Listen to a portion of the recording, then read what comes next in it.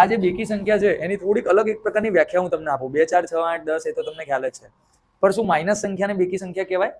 એવી સંખ્યાઓ કે જે 2n સ્વરૂપમાં હોય. કયા સ્વરૂપમાં હોય? 2n સ્વરૂપમાં હોય. એ બધી સંખ્યાને બેકી સંખ્યા કહેવાય. હવે તમને થશે સાહેબ n એટલે શું?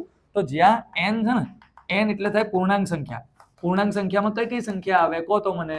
0 આવે, ઋણ આવે અને ધન આવે. જેમ કે અહીંયા 0 મૂકો તો 2 ગુણ્યા 0 તો 0, તો 0 બેકી સંખ્યા છે. ચલો પછી આગળ બોલો. 1 મૂકો અહીંયા 1 તો 2 એકા 2 તો 2 બેકી સંખ્યા છે. પછી -1 મૂકો, -1 મૂકો 2 ગુણ્યા -1 કેટલા થાય? -2 થાય ને. મેં તમને થોડીક અલગ વ્યાખ્યા આપી. હવે હું સમજાવું છું. એકી સંખ્યા એટલે જે સંખ્યા 2n + 1 સ્વરૂપમાં હોય.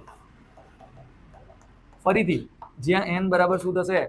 પૂર્ણાંક સંખ્યા. ચલો 1 મૂકીએ આપણે. પહેલા n ની જગ્યાએ શું મૂકી દો? 0. તો જો 2 ગુણ્યા 0 એટલે 0, 0 + 1 એટલે 1, 1 આવી કે નહીં એકી સંખ્યા? ચલો હવે માઇનસ વાળું મૂકો. ચલો 0 પછી એક ઋણ સંખ્યા લઈ લેવાની અને એક ધન લઈ લેવાની એટલે આપણને ખબર પડી જાય. ચલો પ્લસ માઇનસ માઇનસ 2 એકા 2, 2 માંથી 1 જાય તો 1, તો 2 ની આગળ માઇનસ એટલે માઇનસ. તો જોઈ લે આ -1 કેવી સંખ્યા? એકી સંખ્યા. હવે એક ધન લઈ લઈએ ને આપણે. તો ધન 1 એટલે 1 લઈ લીધો મેં. 2 એકા 2, 2 + 1 એટલે કેટલી થઈ જાય? 3. તો જોઈ લે અહીંયા 3 3 કેવી આવી ગઈ? એકી સંખ્યા. તો હવે તમને કોઈ પણ પૂછે કે બેકી સંખ્યા એટલે શું, તો એવું નહીં કહેવાનું 2 વડે ભાગી શકાય. હવે શું બોલવાનું? જે સંખ્યા 2n સ્વરૂપમાં હોય તેને બેકી સંખ્યા કહેવાય. અને કોઈ પૂછે એકી સંખ્યા એટલે શું, તો એવું નહીં બોલવાનું 1 3 5 7. આપણે શું બોલવાનું?